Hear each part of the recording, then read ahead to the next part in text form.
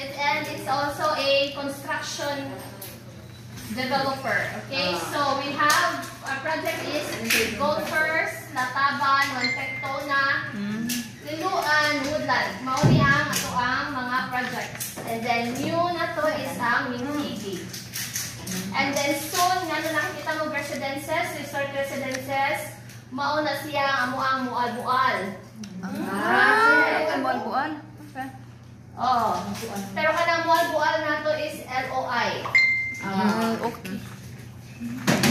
Dahil wala akong makakata na ninyo na same lagi hapon na ni Damintigi Point, di isa ta makahatag since wala patay license to sell. But last week na natong license to sell, so pwede na ta makasell, makapost sa inyong page or sa inyong wall.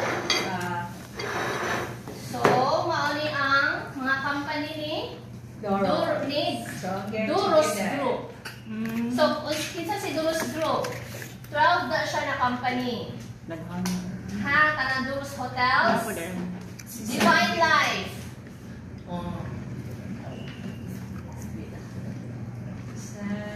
Diyan ni Escuelas Christi. Yung mga anak na siguro. Asas Christi, may eskwela di pero may.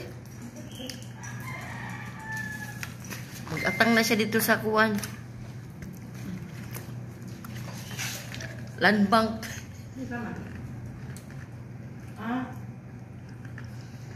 Ano yung eskwela niya anak niya? Sa kuwan, di ba?